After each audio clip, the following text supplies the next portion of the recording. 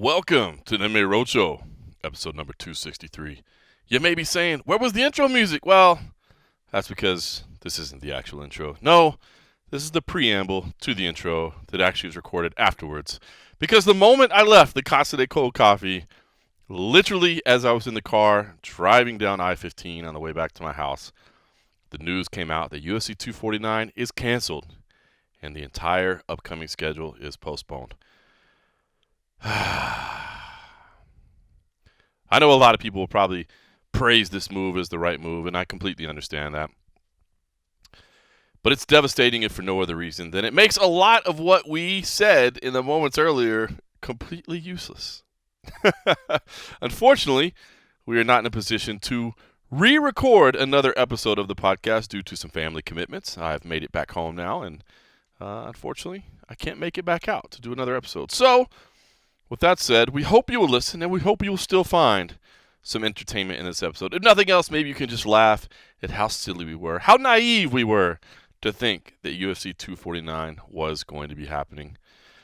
We'll certainly have more on this in the coming days, weeks, hopefully not months, as the story continues to develop. MMA Junkie will have you covered. The MMA Roadshow will have you covered whenever we can get back on the road.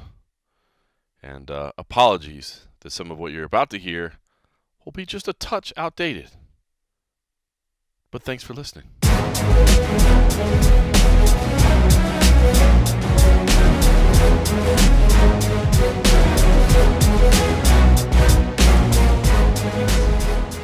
Welcome to the MMA Roadshow, episode number 263. My name is John Morgan. Cold Coffee is with me here at the Casa de Cold Coffee. Where else would we be? You can't go anywhere, damn it. This is the only place I can go is to the Casa de Cold Coffee. This gets you out of the house. Huh? This is the only thing I can do to get out of the house. Where else did you think we were going to be? This is the MMA Roadshow that can't go on the damn road because the pandemic got us all shut in our houses. You know what's crazy? I've been building up fuel points, just wanting to go to like the gas station and like get my whatever. I think I have like $1.80 off that I could take off. That's insane. But I think they try to limit the program. Says that it maxes out $1. And my mom's like, you just enter it in. Just type it in. I was like, that works? She's like, yeah, we do it all the time. So I don't know if it's going to work or not. But what's crazy is that since I haven't been driving anywhere, I still got like 3/4 of a tank. I don't want to waste my $1 off on 4 gallons of gas. I had to fill my tank the other day, and I had 40 cents off a gallon.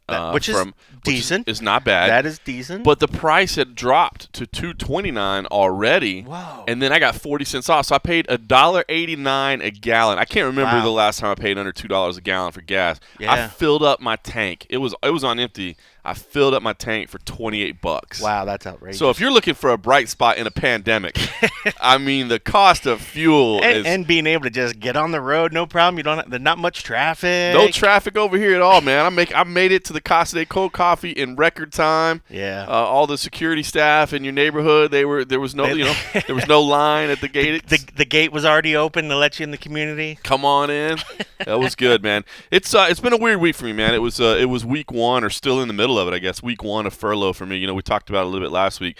Mandatory furloughs for all of Gannett properties. So we're not talking about just MMA Junkie. I mean, we're talking about tens of thousands of employees are having to take some forced time off as our company reacts to this damn pandemic. And I got to say, man, for me, man, I moved out of the house when I was 16 years old and started working. I've worked full time since I was 16, basically. So this is the first time I ever remember an employer being like, "Don't want you this week. Stay home." Yeah. You know what I mean? And you're not getting paid. And it's just don't try to work. Yeah, don't try to work. Don't do anything.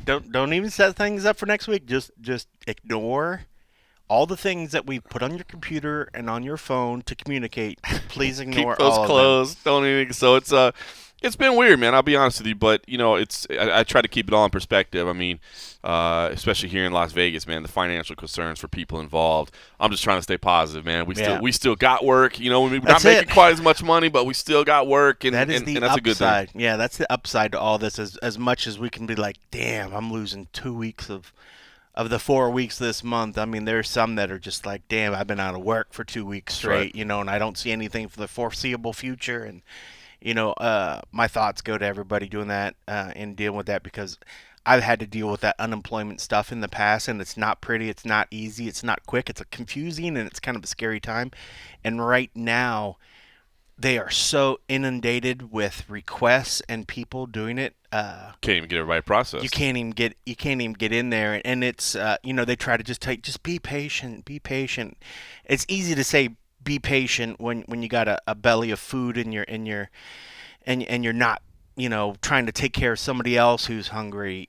So it is such a frustrating time. So I feel for the people going through that. So yeah, as much as it sucks that our stuff is going to be we're not going to get the money that we normally get for a month, because we all have mortgages or rents or all that other sort of stuff. So yeah, if there is a light right now, is the fact that we're not as bad as it could be. We still got a job. We still got a job. We still got some money coming in. I mean, we did only have a 12-pack of beer here today instead of the normal. I had to cut back, man. Normally we roll with a case. Today I went with a 12-pack. I thought, I thought you were gonna go give some extra blood or something, man. Trimming back on the frosty beverages. Yeah, I've been trying to donate plasma to make a little extra money on the side to pay for the frosty beverages, but I've had this. Do you still got the bruise? I still got a bruise. Yeah, the first time I went.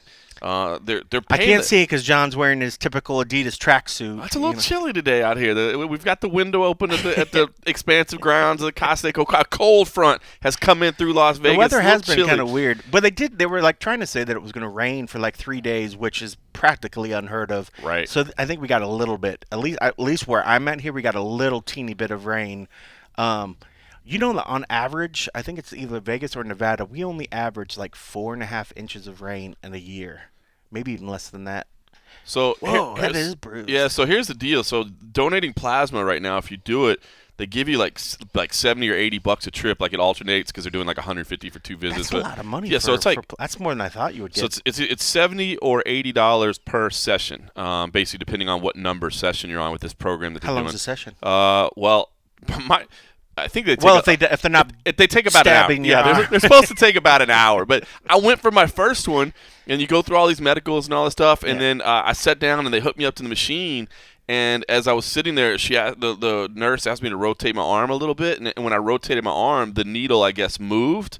And she was like, "Does that hurt?" And I'm like, "Yeah, it's hurting. I don't know what just happened, but it hurts." And she was like, "Okay, hang on." And so I guess what happened was when it moved, the needle came out of the vein. It was pumping blood like underneath the skin or something. So it gave me a hematoma Is that what it does? right there. It pulls blood and it separates. That's right. And it takes like it takes platelets or parts of it out of it, and then it pumps red blood cells back into you. So it takes you, instead of just taking it from you, it takes it, it filters it, and then it pumps it back into you. So so I've had this bruise for like a week now, and I've gone. I went to do my second session, and they were like, "No, sorry, it's too bruised. You can't do it." Can't they switch to a different arm? No, so apparently they can, but apparently over here on my left side, the veins aren't good enough to do that. So from your old junkie days. Yeah, exactly. Basically, my collapsed veins over there. So anyway, I've been trying to. That was when I used to roll with Leonard Skinner back in the 70s. I never got that left arm back. Trying to hustle for a little extra money in my furlough week, but my body's not reacting. So we'll my body is taking control. My body's telling them no. Telling them no.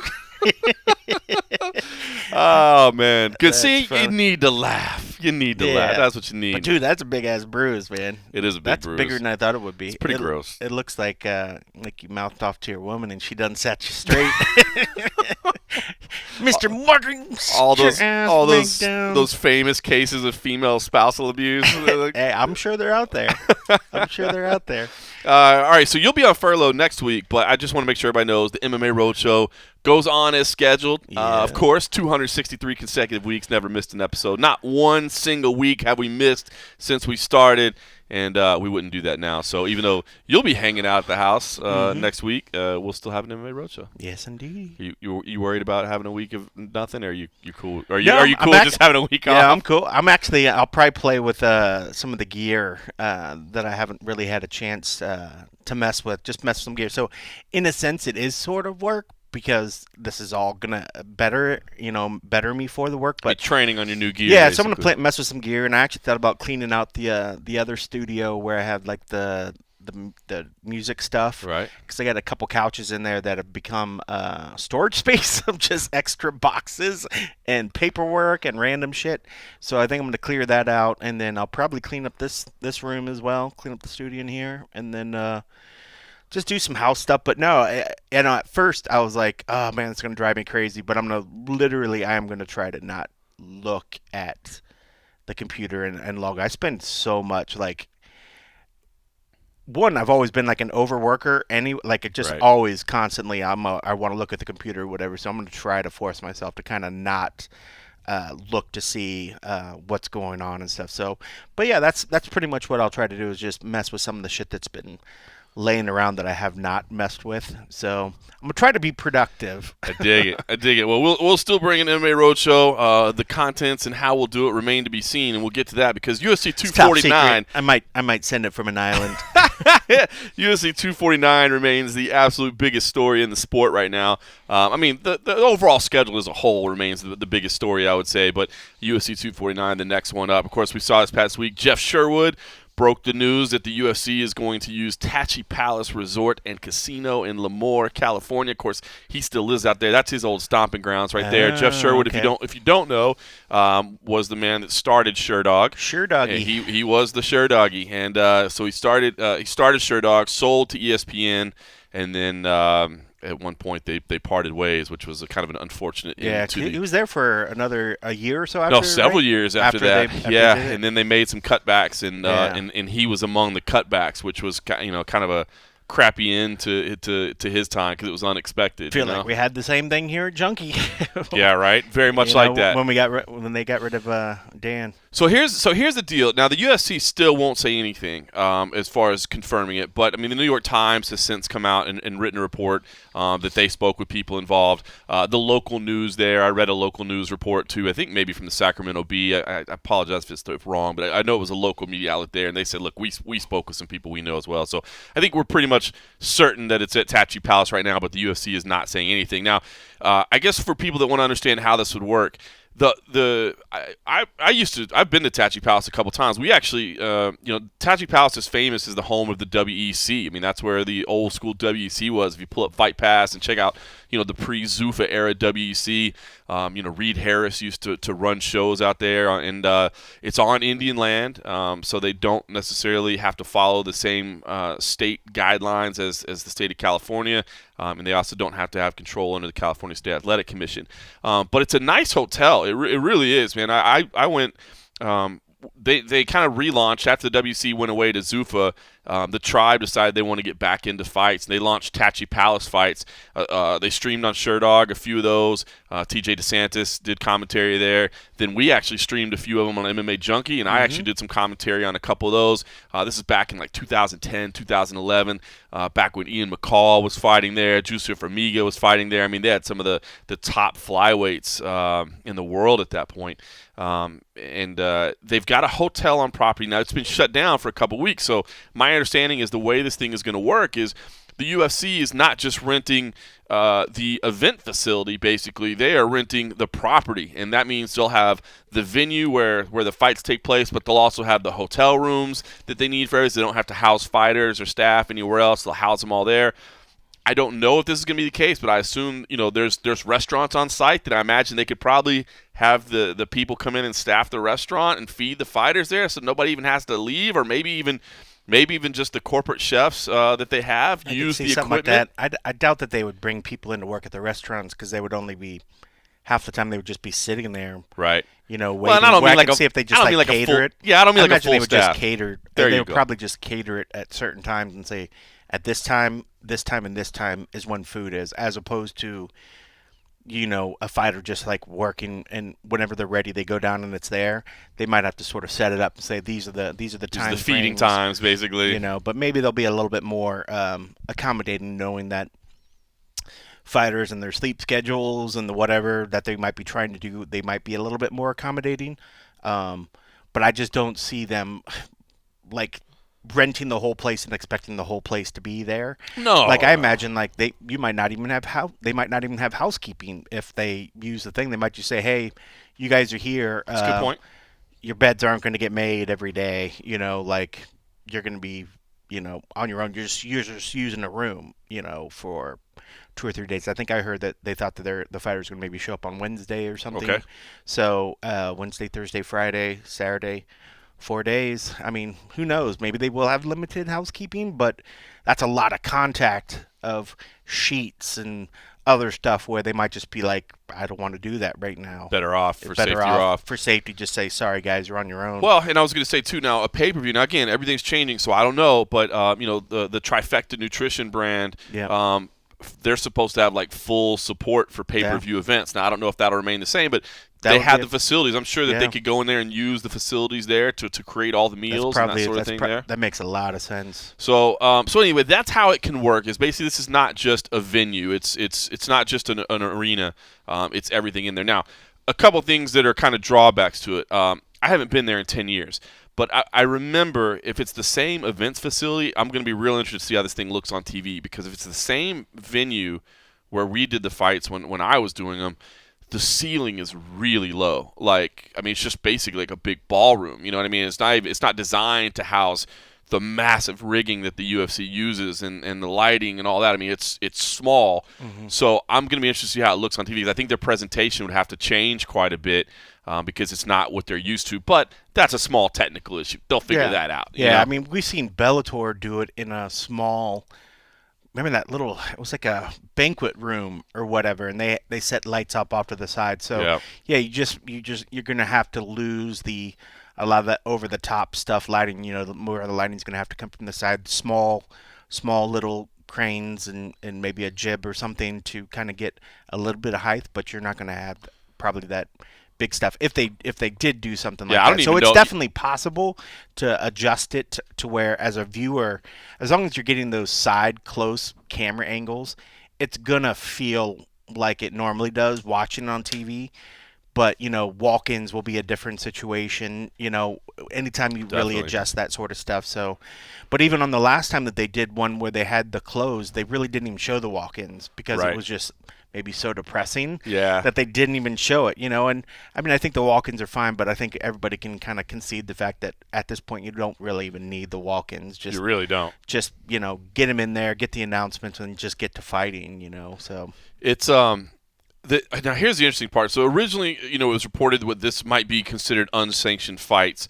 The president of the ABC has since come out and said, no, I mean, the UFC does sanction their own fights. I mean, and we talked about this last week. Just as we said, listen, they've done their own regulation. If they're on tribal land, they will do their own regulation. The ABC has come back and said, you know what?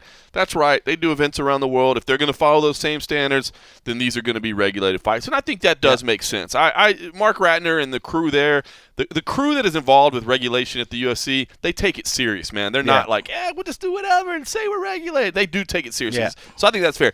Here's what I'm going to be interested to see, though.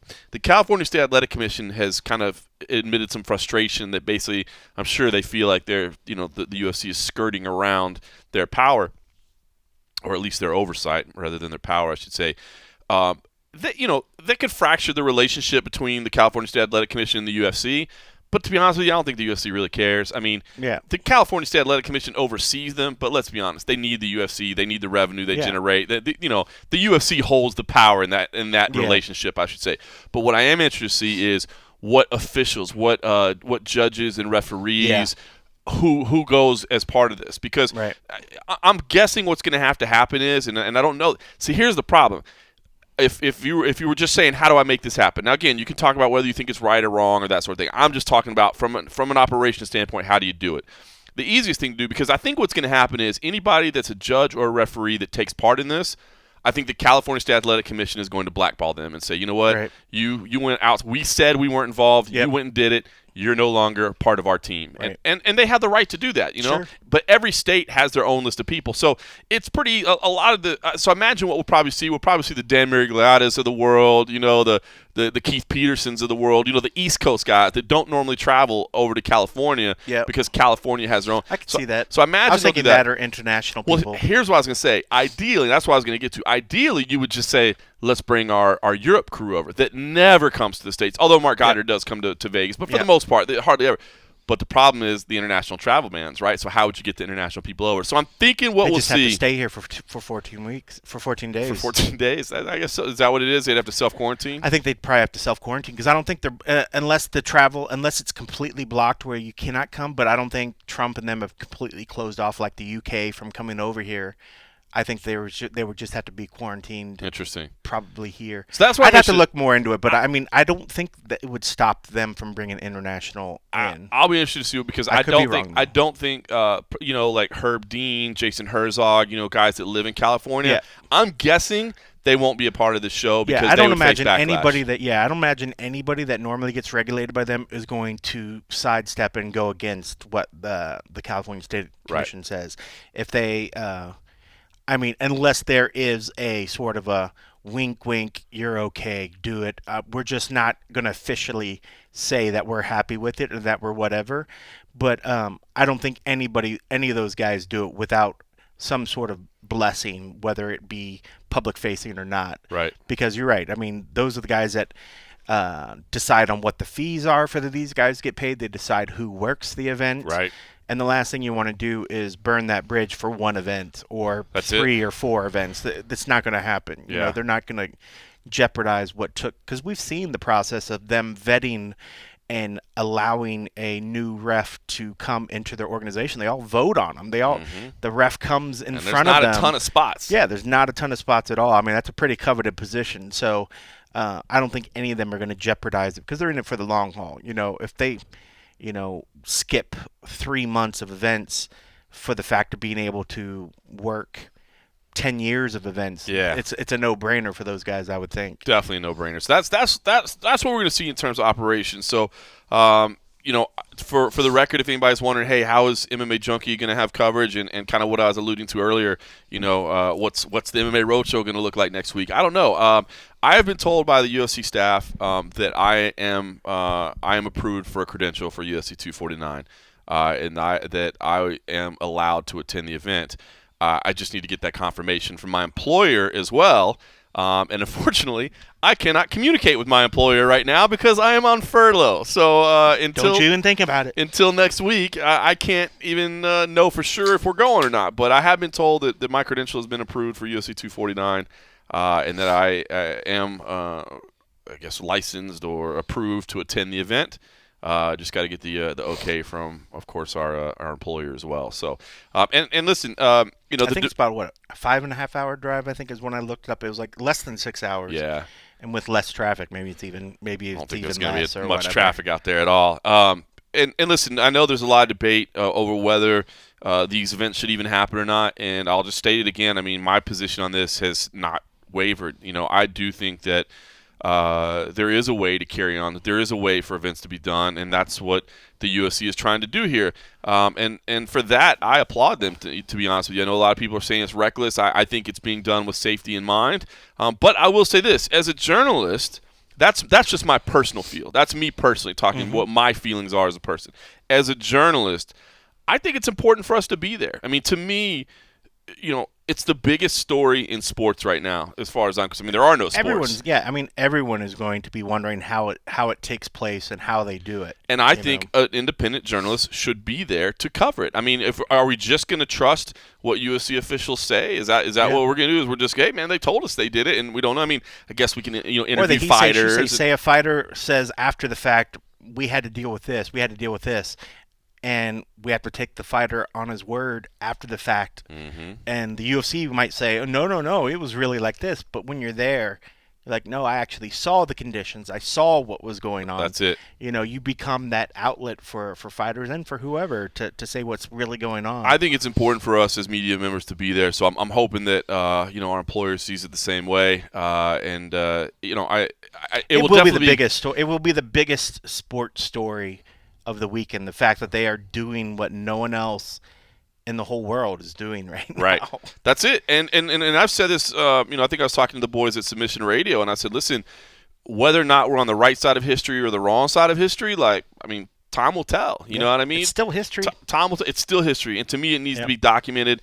and it needs to be observed by an independent media member. And so I'm hoping that I'll be there and I can do that. It will definitely, from what I've been told, and again, nobody will tell me where it is, but the Tachi Palace seems like the most logical conclusion based on all the reports that are out there, that I will be allowed on property on Thursday, which obviously normally they couldn't say that, but they're controlling the property, so they can say, they're like, you can come in on Thursday, so that will make it that I would be there for the official weigh-ins on Friday morning. I've got to assume there are no ceremonial weigh-ins. Maybe they don't even face fighters off. I don't know. Maybe they might not. They may decide to limit the contact until the actual fight. Say, it makes sense. I mean, if you're going there strictly just to start off with the weigh-ins, I mean, I could see where they're just like, no, you're not. We'll set up phoners, or we'll send up whatever. No, I meant to face off the fighter face off. Yeah, no, I'm just thinking about, but for like media facing, that's what they interacting with an actual fighter. They said, look, they'll do remote interviews, they'll do media availability just like normal, but they'll probably do like remote type interviews. Yeah. So same thing we're all doing right now with Zoom and all that, right? So what do you say to people? Because I know a lot of people. I've seen some people chirping and saying, you're going to be able to watch the fights on TV. Why be there? To me, I was going to say this will be a different fight. To me, this is not even so much about watching the fights. Yeah. It's watching about everything that's happening around the fights. How are the points of contact being limited? How are people being treated? That to me is a big. All the stuff that doesn't make it on the broadcast. You're 1,000,000% right. I could cover these fights from home. I could flip on ESPN just like anybody else. I can type out a play-by-play. I can give my analysis on thoughts on performance. I can do all that from the comfort of my own home. But to me, the story is what is going on behind the scenes. How are these? What are the conditions of this property like? How are what measures are being put into place? What safety precautions? Yeah. That to me is the story. And so I was going to say, once I get on property on Thursday, I doubt I'll really even do any typical pre-fight interviews, that type of thing. Maybe it'll be a daily journal of what the operation of whatever's happening. I'll try to get Dana White, obviously, to get his thoughts, and now that this thing is going, I'll try to get anybody else they will let me speak with. Yep. Jeff Nowitzki, if Dr. Davidson can speak, Dr. Davidson would be a good one. I will try and speak with those people. Hey, what are we doing here? What's happening? I know that question has been raised of, they're talking about having all these people to be there for level 1 trauma or medical people, and then some people were saying, are they taking away resources from the area? Right. That's an interesting question, that especially if you're able to get Dr. D and to talk about these resources that are being allocated. Where are they coming from? Who are they using? Where do they get the test kits to test everybody? Are they taking from the local source? All those sort of questions that I think a lot of people had questions about. That kind of stuff I think would be interesting and be good to see 100%. That sort of to see what it is. There's definitely a lot of questions there, and there's a lot of things that can't possibly be found out by watching a broadcast. That's it, and that's my angle and kind of where I see my role this UFC 249 week especially. Are the fights important? Yes, they're important. It's a damn good card. There's some meaningful fights, but to be honest, it's all secondary to. How is the UFC pulling this off? Are they making the best decisions? Are there things that they can do better? Are there things that other leagues can learn from what they're doing that can be copied elsewhere, or even in general society? What practices, that sort of thing. So to me, that's why I think it's important to cover it. The fights, of course, matter. Those things are important as far as the sport goes. But to me, it's secondary to just what's happening around the event. Yep. So. That'll hopefully be a little bit of what the MMA Roadshow looks like next week, and hopefully what MMA Junkie looks like as well. Where again, we will be operating with a short staff. You'll actually be off next week, as a couple of our other team members will be, but we'll still be busting our ass, do the best we can. It'll be Team B next week.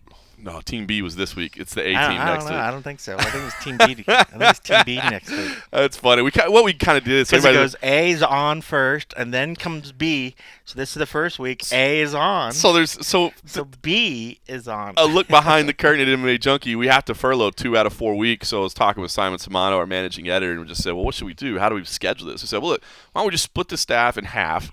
Kind of, make sure that certain people are opposite each other because their skills overlap. Like you and I are probably, 2 of the most prolific video editors. So let's make sure we're not working at the same time so that the other team is short, that sort of thing. That was the way we kind of looked at things. So we split into 2 teams. And right away I told Simon, I was like, if you want to name the teams, I'm like, if you guys want to be the JV squad, that would be good. He didn't go for that, man. He was going for Team A on his. That's funny. So anyway, that's how we're going to be looking. So anyway, that's my take on UFC 249 right now as a whole. I still again am not against the UFC doing it. I am in favor of the UFC doing it the right way, and I hope that I'll be there as a person documenting how it is be done to ensure what's going on. Now, as far as the fight aspect of it goes, since we last talked, we did get the new main event: Tony Ferguson versus Justin Gaethje.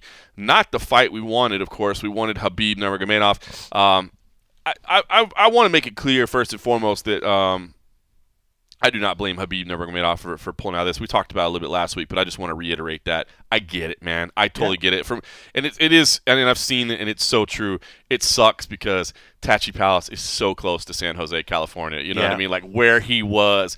But the world kept changing, and what he was told was changing. And, he flew to Abu Dhabi, and then he flew to Russia, and now you're saying come back to the States. And yes, there is a travel ban, but he could get around the travel ban. He would fly private. I'm sure even if there was a travel ban that included private, he's so famous, and I'm sure Putin would be happy to let him come out to try to achieve this sporting greatness for their country. So travel was not the problem. It was Khabib saying, look, I don't want to go. And I've speculated, and again, it's pure speculation, but I know he's a man of faith, like very strong faith, and I could see him being like, look at all that's done, all the hurdles we jumped through. Like, this is somebody telling me to stay where you're at. You know what I mean? Yeah. So I'm going to do that. So no blame on Khabib at all. We get Tony Ferguson versus Justin Gaethje.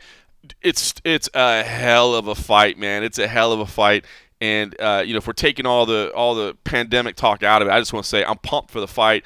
It's still incredibly meaningful. It sucks that Tony Ferguson is having to fight for an interim title again. He's already been an interim champ once. It was taken away from him without losing a fight. It sucks that he has to fight for an interim title, but I don't believe stripping Khabib is the right thing to do, and I also don't believe making it a non-title fight would give it the respect that it deserves. So I think the interim title is the right decision, and I just want to say I respect the hell out of both these guys for taking this fight because they're both taking risk.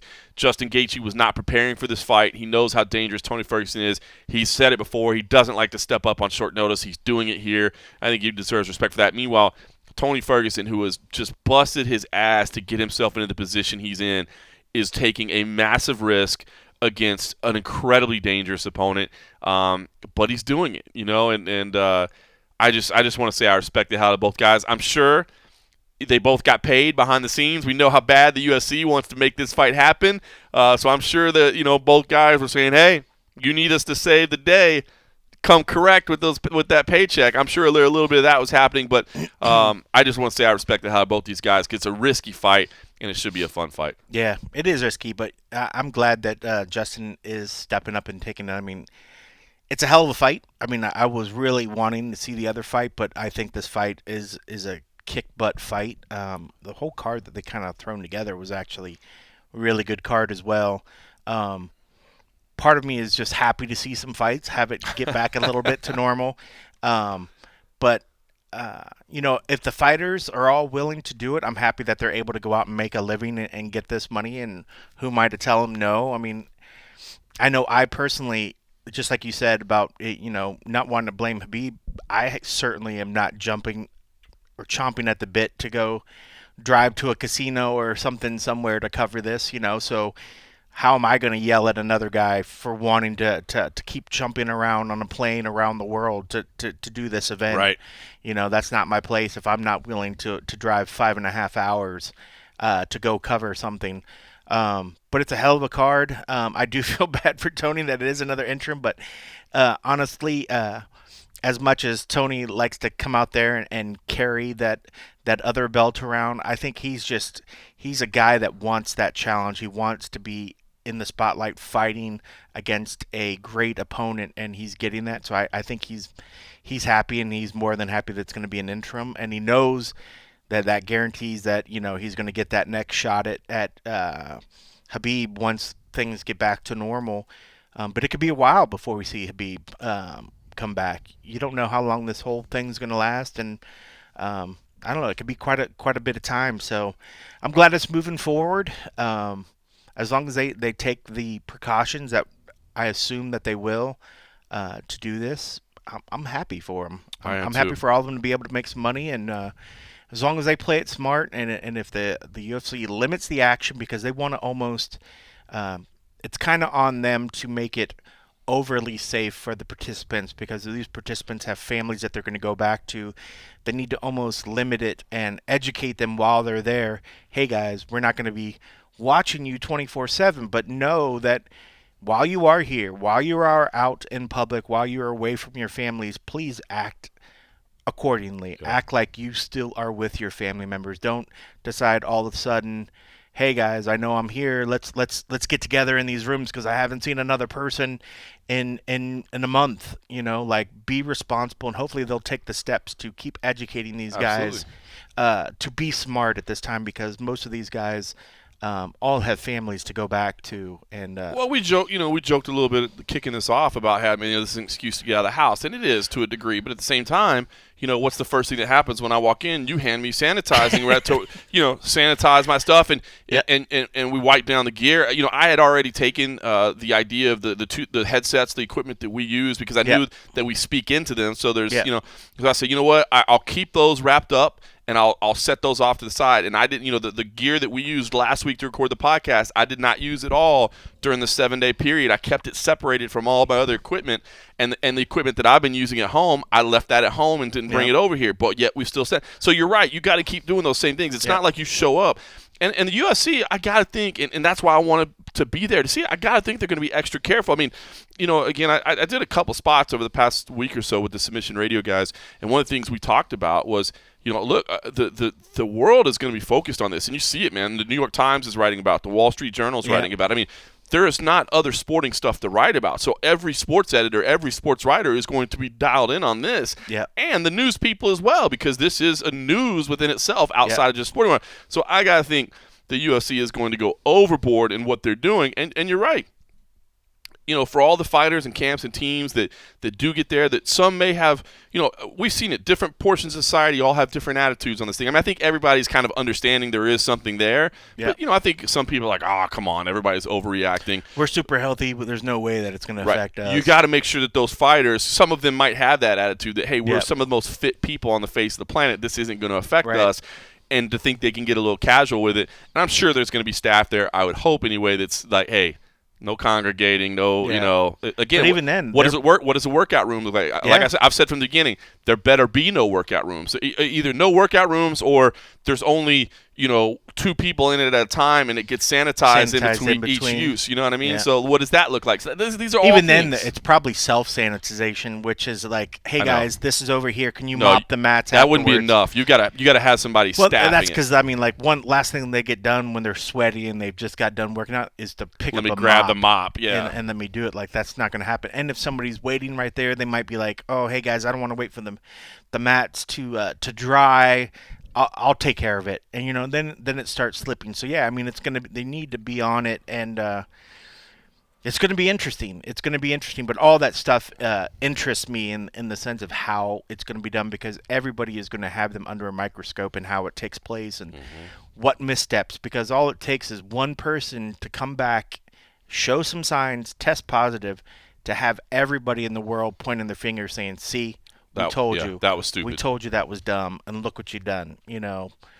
So it's interesting, but I'm with you. Everybody wants a sense of normalcy. They want to get back to whatever we all do. So it'd be very, very interesting. But man, I'm jonesing for fights, man. I really am. As much as they put on the old fights, I can't even go back and watch like favorite football games or like big matches, and like people always talk about the drive or the whatever, big memorable things. Like I have no interest in go back and watch old stuff. It's the live you gotta moment. watch it live. I'm just looking forward to it. And when I turn on the ESPN on TV and I see they're replaying a basketball game from 20 years ago, I'm like, oh my gosh, I can't take this for much longer. We need it. All right, let's talk about the rest. A little bit more of UFC 249 as well. Rose Namajunas out. We learned that in the last couple of days.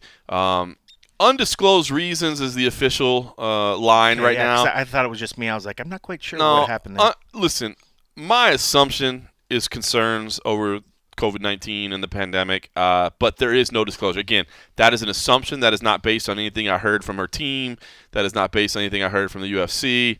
I'm just guessing. I mean, that what would be the most logical reason why somebody wouldn't want to fight right now that they would pull out for undisclosed reasons? Now, who knows? It could Did be you an see what emergency. just came out of Ariel 35 minutes ago? I A did statement from Brian Butler says Rose withdrew from UFC 249 due to 2 deaths in the family related to coronavirus. Well, that's what I was going to say. That was literally just the words that were coming out of my mouth. The other thing that I could imagine is if the pandemic has struck her in such a way that she had a personal emergency, and there you go. That was it. No, I had not seen that. So that was my concern. Either A, she was concerned to fight under the conditions, or B, it had impacted her family in some way that she did not feel like competing. 2 deaths in the family. That's rough. That's intense. That's rough. That's real, folks. So there you go. And that's what I was going to say is, to me, is you got to give, as much as I've said of why I'm willing to go do this and why I think that, why I want to go cover this event, as I said before, you have to give anybody a pass right now that says they don't want to fight.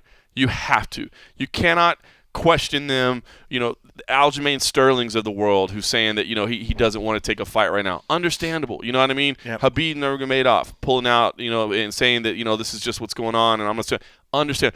Do not, for any reason, anybody that withdraws during this time, however long this thing lasts, you can't judge them, and you can't say, oh, they're scared, they're ducking, they're doing this, whatever. Absolutely not. Yeah. And that's living proof of it. And I was going to say, that was my assumption that it was one of those two options. Now there you go. There's the statement. And so there you go. Do not judge Rose Namajunas. Yeah, that sucks. I really wanted to see that fight too. Really wanted to just see Rose back in there doing her thing. But yeah, I completely understand. And man, thoughts to her and her family. That's terrible. Not sure if you can get a replacement with what's going on. I was kind of looking up and down the list. How many fights do they have on that roster? It was a 12-fight lineup, so that would take it down to 11 right now. I don't think you're going to get a replacement. The two names that stood out to me as possibilities, here were the two that stood out to me. Carla Esparza, she lives and trains in California. She's not that far away already. So Carla Esparza, I think, is potentially a possibility. Michelle Watterson is a big name. Michelle Watterson, I think, even though Carla Esparza is a former UFC champion, I think Michelle Watterson is the bigger name, as far as, gets the media attention and that sort of thing. So I think, she's obviously not too far away in New Mexico. So that might be a possibility as well. Or they just scrap the women's fight and bring in another two fellas. There you go. You could do that as well. If you just wanted to put another fight on, you could definitely do that. So if you're looking for a replacement in that time, that's kind of what I was thinking. But I don't know if they'll be able to get anything. Yeah. The rest of the card, by the way, as you said, it looks good. Assuming it stays together, a lot can happen between now and next week. We'll knock on wood for that one. But it is a very good-looking card. Francis Ngannou versus Jairzinho Rozenstruik, obviously a big one there. A lot of people were wondering why that one's on the prelims. I think Francis actually came out and told the boys from MMA Junkie Radio he asked for that slot. He wanted to be on the prelims. Is it the featured prelim? It's the featured prelim. That's right, because he figured he might get more eyeballs on him on ESPN2, and I think that makes a lot of sense because I saw a lot of people wondering. That's a good point. I think a lot of people understand how they build cards, but I did see a lot of casuals, I think, saying, "Oh, this is disrespect." It's not disrespect, and not only is it not disrespect, it turns out he actually asked for that position because he felt that way as well. But a lot of good ones. Listen, another one, a guy I want to talk to, Greg Hardy. With his respiratory problems, why was he willing to come take this fight at this time? He uses an inhaler. Obviously, used it to the point that it got a no contest handed over to one of his results. So there's that. Vicente Luque, Nico Price, Calvin Kattar, and Jeremy Stevens. It's a good card. So we'll knock on wood that we'll be there next week and that everything will still be together. All right, listen, enough to 249 talk for now. We'll have plenty of time next week, we think, to get to it. I did want to share an interview I got to do this past week with Kelvin Gastelum. I had wanted to catch up with Kelvin, see how he was doing, just find out how when he was looking to fight and kind of who he was looking to fight against. So I got a chance to speak with him. I'm going to say that the interview starts in rather odd fashion, and that is because I was on furlough and I'm rusty and I wasn't really paying attention. And I had a cord that had disconnected that I didn't realize was disconnected. So I had none of his audio to start out with. When this interview starts, you're missing about 2.5 minutes of just us shooting the shit. So you didn't start over or anything? You just kind of plugged it. You figured it out halfway roll through. With it. I was like, it's about 2.5 minutes. So we missed that 2.5 minutes. So you missed the first 2.5 minutes but it was just hey, how you doing? You holding up okay? Is this a good time? That sort of thing. I busted him. I asked him if he was watching Tiger King because he had said I noticed when I was looking through his social media, he had said like, "All right, I'm getting into it." It turns out, I've still it yet to turns watch out, it. even though he said on social media he was going to watch it, He hasn't watched it. He didn't. Okay. So there you go. Now I you're need to all watch it you're just all caught up to speed on what you missed. I need to watch it just so I can understand what everybody's like. Carol Baskins killed her husband. Yeah. Everybody's tweeting that. I'm like, I don't want to bite. I don't want to bite. I don't want to bite. My wife's watching. She says it's pretty good. I haven't seen Is it yet she? either. I haven't seen it either. Okay. All right. So anyway, so when this audio starts and you wonder like, what a weird place to start a conversation. That's why I didn't start the conversation that way. This is about 2.5 minutes through, but the rest of it was really good. And so even though I screwed up, I was on furlough, so leave me alone. I figured the rest of it was definitely worth sharing. So here's Kelvin Gastelum. Well, you guys said you got the home gym. I mean, how much are you training? I mean, is it is it intense? I mean, are you staying? I wouldn't say fight shape. You're not in camp, but I mean, is it intense training, or is it kind of tough to stay motivated and to stay driven right now? Marvin Vittoria's been coming over to train at my place, so we've been getting in some training together. And Giga Chikazi as well, who have fights coming up, and it's been hard just kind of for a lot of us to find some places to kind of train because all the gyms are closed, and so some of the guys are asking me to come over and train at my place because I have a decent little setup here at home. Very nice, very nice. Well, how are you feeling right now, man, in terms of a fight? I mean, it's been 5 months or so. I mean, I know the schedule is just incredibly uncertain right now, but I mean, are you getting that itch at all, man? Are you starting to get that feel that it's about time to get something done, or what are your thoughts? Well, I was going to get into that too. My training is just starting. You know, I actually tore my LCL back in January. Wow. So I've been rehabbing it. I had a full tear on the LCL, and I have been rehabbing it, and haven't been training too intense over the last few months up until recently. Now that my knee is up to par, I can actually move around now. That's good to hear. So I've just started getting back in the gym on a more regular basis. Just started. Very nice. But you were able to avoid surgery, so you're not. I mean, the rehab did enough. Correct. I've been just rehabbing it, doing physical therapy with our coach our jiu-jitsu coach at King's MMA, Ricardo, and he's been helping me out a lot. Good stuff. So, I mean, realistically speaking, I mean, you know, Dana says he's going to get this thing going again starting next week. We're going to be back in full schedule. I mean, if that's the case, I mean, are you looking to book something soon, or is this still kind of wait and see how the knee holds up before you can even really think about it? Yeah, no, I'm almost ready to go ahead and book a fight. I should be a few weeks before I get those conversations going again with Ali or Dana. And actually, I'm very much looking forward to it. Very looking forward to training again. You know, just very much looking forward to that process again. This is what I love to do, and part of it is that process is waking up in the morning, being sore, being tired, but at the same time, you know, you're chasing something incredible, and I can't wait to be part of that process again. That's awesome. So, do you want to get booked on the Mortal Kombat Island, or do you want to do a typical arena? What are you thinking? Shoot, I wouldn't mind driving a few hours to Tachi Palace.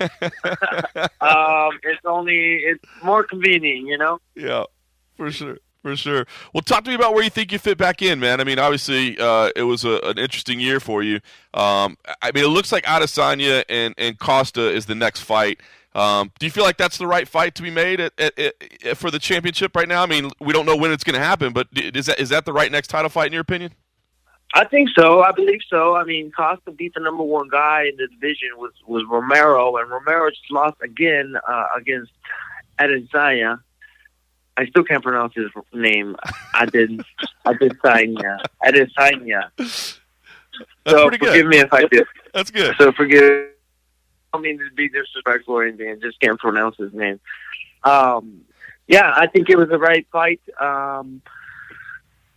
You know, the Romero fight kept the division going, which I was okay with.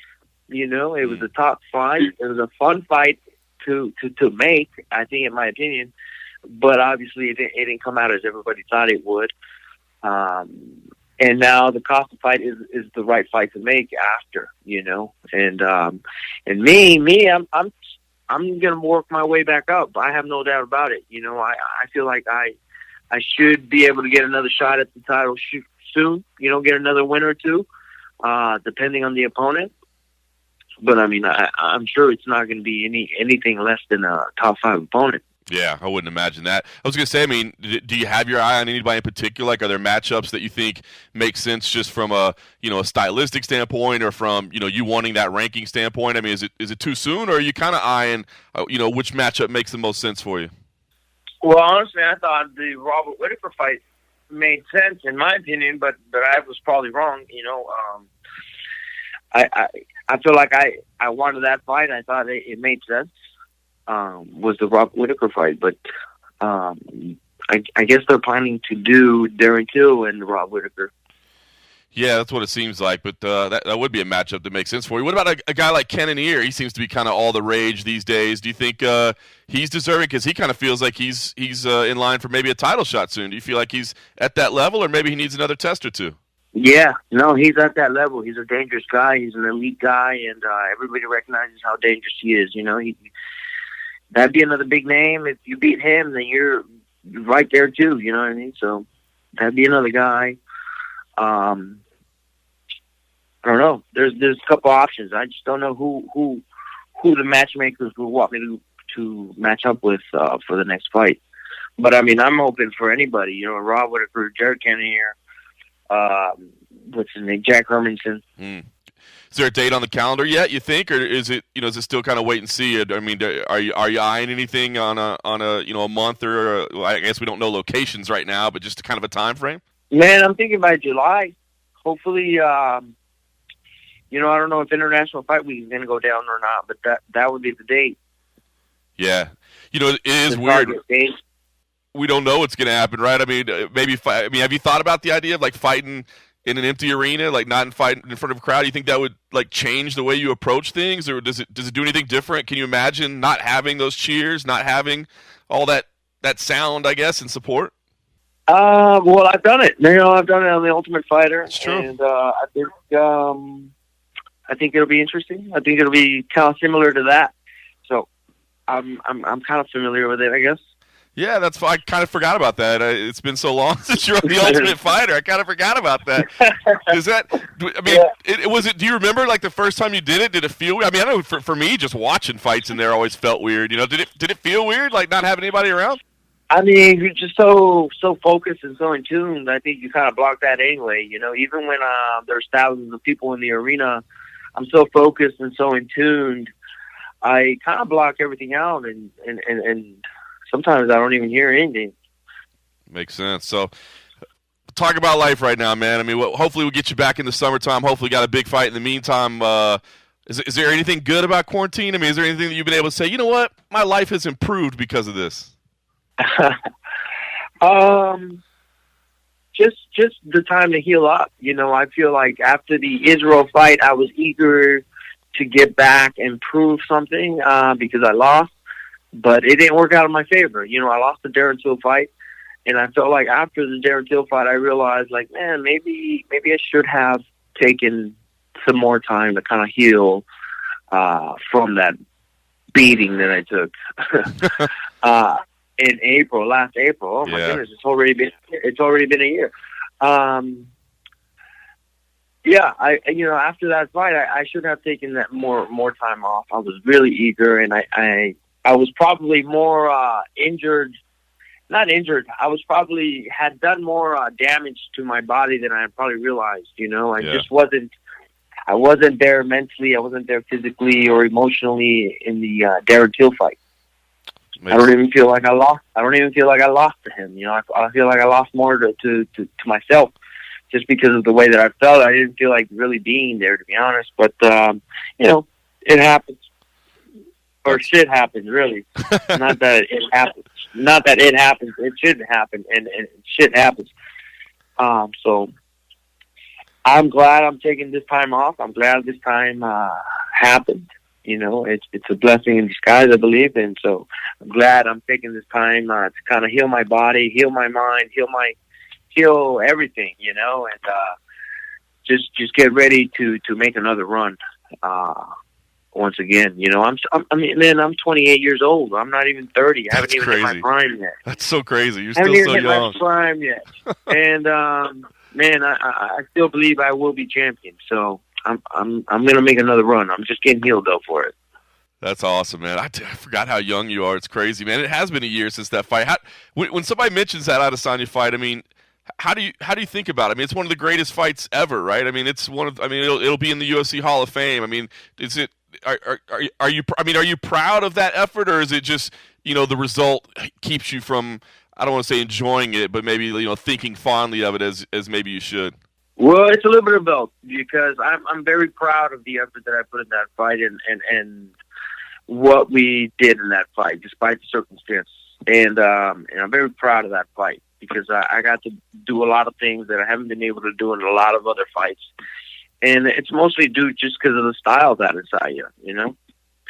But I'm very proud of it. At the same time, though, like, this is not why I got into sport to say and look back, like, I almost did it. I was this close. Like, no, man, I'm not going to be one of those people. I'm not really worried about it right now.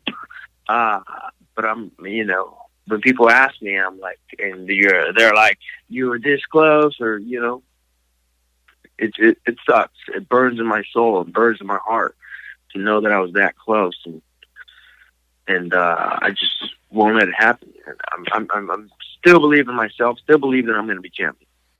No doubt, man. It's good to hear the drive, man. The passion sounds like the passion is back, man. It sounds like you're reared up, and like you said, maybe this time off did do a little wonders for you. Yeah, absolutely, man. Like mentally, physically, emotionally, spiritually. I'm gonna be back, man, and I'm gonna make another run, and I'm excited for it. That's awesome, brother. Well, man, I always. But this time with more experience, more maturity, a whole lot of experience, and more. It's gonna be good. It's gonna be better than ever. I love it, man. I love it. Well, brother, I always appreciate your time, man. Thanks for giving me a few minutes to catch up with you, and I guess just stay safe, and hopefully we'll get a fight booked and start talking about your next matchup soon. All right, John. Good talking to you, man. You as well, Thanks brother. for the time.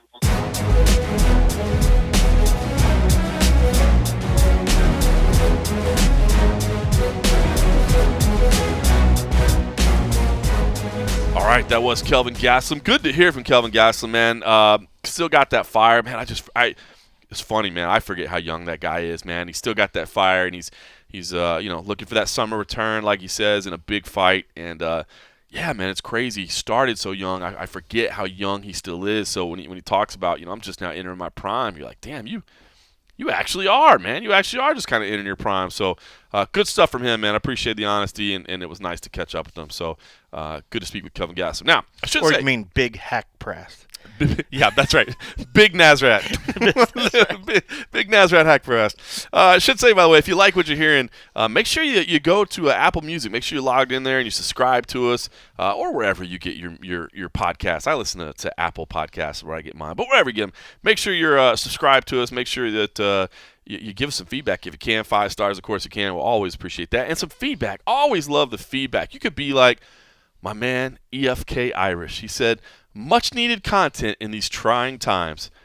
24 days into the quarantine, and the MMA Roadshow has been a glimmer of hope in the dark, sportsless time period when I am not penny betting Counter-Strike or simulations on NHL 17 to fill the void sports left in my soul. I'm listening to John and Cold Coffee talk everything MMA. It's almost as if I'm hanging with the boys. I like it. 5 stars for delaying my spiral into insanity. That's funny. But last time I played one of those like EA like hockey games or even like the EA soccer games, I am so bad at them. Like the way that they've changed the gameplay has gotten so much more difficult than what I remember. I can't play Madden anymore. I used to play Madden growing up. Yeah. Now, like literally, it's so hard now. I think literally now, if you're good at Madden now, yeah, I think you are literally like qualified to be an offensive coordinator in the NFL, dude. Probably. Like, you gotta like check down on your routes, adjust your blocking schemes. Man, I'm like, what? Unbelievable. Definitely can't do that if I'm, had a few too many frosty beverages. Which is all the time. Which is always. Yeah.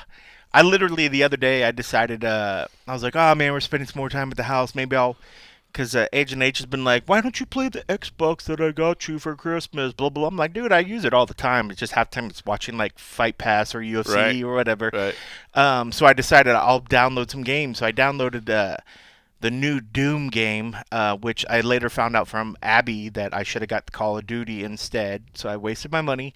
And playing the games, man, I suck. I suck at playing games. I used to play Fortnite like about a year ago, but I haven't really been keeping up on it. I got to the point where I really sucked at that too. But yeah, man, if you don't stay up on games and stay up on like the gameplay thing, you get really bad. I've been playing. We've been having some family rock band sessions. Yeah, that's more my speed. I've actually been calling it music class for my son. That's awesome. Yeah, he's learning about music like through different eras and that sort of thing, and music that he's never heard before. And he's singing.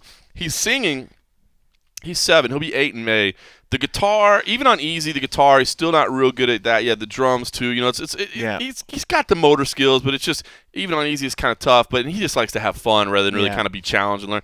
But spending time with you guys, time with us, that's it. But it's funny. So he's been singing, and but the singing is good because he's getting exposure to these songs he's never heard before. Now I will say, him singing like Iggy Pop lyrics at like 7 years old. I'm like, okay, wow, this is you don't know what any of that means. Okay, don't worry about what that means. Don't sweat it. Don't look too far into this. But and also he has to read it on the screen really fast, because it's coming pretty quick during a song. So he's practicing his reading. He's getting exposure to music. So yeah, that's what I've been doing. I did just order. And I think it comes in today. I did order I'd say the new NBA game, like NBA 20 or whatever. But I mean, obviously it's been out for like 8 months. But he likes basketball for whatever reason. He's so ahead. It's probably 2022 right now. Yeah. It's not NBA 2022. He likes basketball for whatever reason. Though he doesn't really play it. Whenever there's a basketball game on, he seems to like it. So we're gonna play a little basketball together.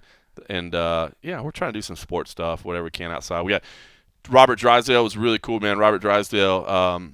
I think I saw this. Allowed gym members to come get pieces of the mat, So like we got 2 mat pieces and put it down on the floor, and we've been doing a little bit of rolling there. I mean, obviously, not full speed since I'm a little bit bigger than he is. Yeah. But just practicing techniques and stuff. And Drysdale. And you don't want him to fucking torque your arm off. Yeah, and he will choke the hell out of me. He and destroy you. He's mean, dude. He uses his little elbows and knees. He's bony little son of a gun.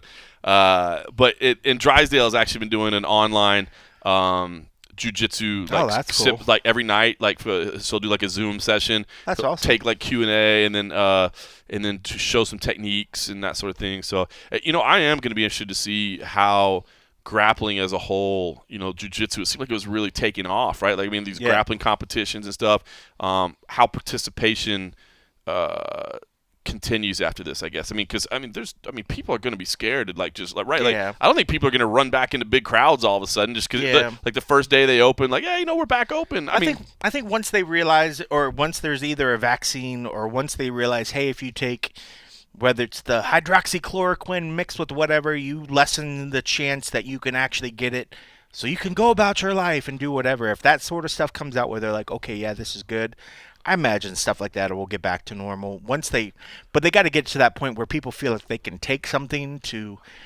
ward it off or whatever. Swear to God, whenever they figure out what exactly it is, if they try to charge a premium price for it, I get it. Like, medical companies have to spend money on research, so that's why they charge money to make money. I get it. I understand it's profit.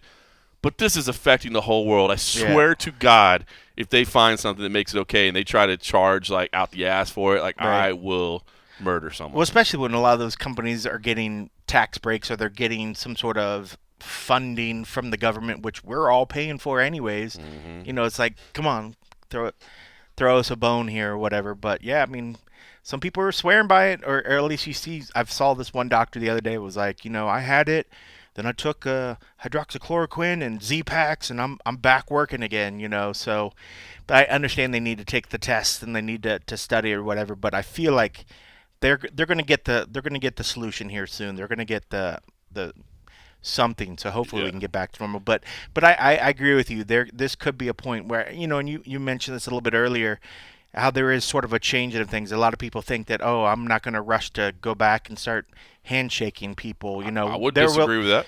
There's definitely going to be some changes, I think, that take place. They're going to be more acceptable, that won't be rude. When you go in and meet somebody the first time, it's not going to be deemed rude that you don't immediately reach your arm out and try to shake your. Because that's the way I was brought up, right? Your first impression, you look somebody in the eye, firm handshake, look them in the eye. Yep. Right? That's how you do it.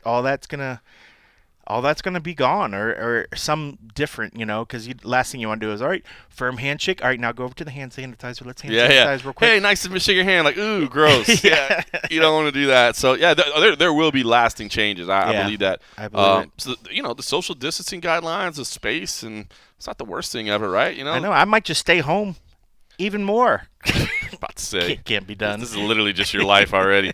By the way, I should say if you want to take your support of the show up to the next level, head on over to patreon.com/the MMA Roadshow. It looks like we're going to have live MMA next week again, knock on wood. If so, that is where the exclusive home of the And a Half podcast will be. So we'll get those post-fight shows running again. In the meantime, we are, I have been adding some extra content over there, some other things, some videos and some personal thoughts and that sort of thing. So you can do that for as little as $3 a month. You can have access to all the content over there at patreon.com/MMA Roadshow. And, of course, we're always trying to add stuff there. Should say, by the way, shout out to Hans C., who signed up this week. Yeah, Hans. I mean, that's cool. I know this is tough times financially for everybody, so thank you to all of our supporters, for sure. And as I said before, if you're not able to stay on as a supporter right now because you got things going on, ain't no hard feelings, brother or sister. Take care of your family. We got it. All good. But if you can stick around and support, certainly do appreciate it. And for Hans to sign up in the middle of this. Or Hans. Hans. It looks like you'd say Hans. I'd say Hans. But maybe he's like, nah, bro, I'm Hans. I'm Hans. Hands on. I like to get hands on, fella. I dig it. All right. We said 249 is the big story just because that's what's coming up next. But, the ongoing schedule is all, I guess, part of the spectrum, part of the news cycle right now. And, look, UFC 250 falling apart. Understandably, it was predictable. Once we knew that it wasn't happening in Brazil, I think the writing was on the wall. How are these people, are they going to be facing travel bans? Are they going to get visas? So not entirely unexpected that card just completely fell apart. I did hear, at least earlier today before I got here, that the reports of Dominic Cruz and Henry Cejudo are a little bit premature, that it's not quite done yet, that is kind of the goal right now with Aldo out, but it's not quite done just yet. That could obviously change this afternoon. It could change before you hear this. But I guess basically what I'm saying is there's going to be a lot of scrambling over the next couple weeks. So don't get too dialed in. I guess the good thing is it's not like you're buying a ticket because no fans are there. It's not like you're traveling. So, what I'm saying is as an MMA fan, be ready for some change over the next few weeks to the way the schedules look because they're going to have to shuffle the deck quite a bit. I'm sure Sean Shelby and Mick Maynard are going to find themselves in need of a couple frosty beverages or two when they get all this thing sorted out. But I guess I would just say if you're a fan, understand that the next month to 6 weeks of fight cards or so are probably going to be pretty damn fluid as we get everything figured out, what travel can happen, visas, that sort of thing. And I guess it kind of proves the point of the UFC's need for the International Fight Island, which of that, if you think I got no details about Tachi Palace, I got no details about this island, man. They are keeping that. It's so funny because I've been trying to tell people because people in the industry, same. I'm sure for you, they reach out. Hey, what are you hearing behind the scenes? What are you hearing behind the scenes? And normally, on nearly every single topic that's ever involved in MMA, like people do not keep secrets in this industry. Like you know what I mean? They talk. And I think because of that, the UFC is not telling anybody outside of like the top executive level. And those folks, they're keeping the cards close to their vest as well. So interesting. I'm sure. Have any details snuck out your way of Fight Island? No, people are still clueless at this point. Even as for next week, it still seemed like a lot of people were unsure of what's even going on there. So no, even staff is just like, we don't know what's going on. It's crazy. It's so crazy to think that that's a way of operating. But, I guess it's best to keep that stuff sort of close to the sleeve so you can make sure that you can get it all, put together and finalized. The last thing you want is something to slip out, and then somebody's like, "Well, I don't believe in this. I'm going to stop it before it's done." Right. They're trying to get I'm sure all the I's dotted and the paperwork signed before all the naysayers get in there and poo-poo it all. That's it. Get the contracts in place. Contracts in place. My understanding is, I think the UFC at least wants to get the first one in the books and get kind of a proof of concept or whatever, and just say, safely look, through. Yeah, exactly. Get safely through and say, see, we told you we could do this now. Yep. We're moving forward. So we'll see. The Fight Island.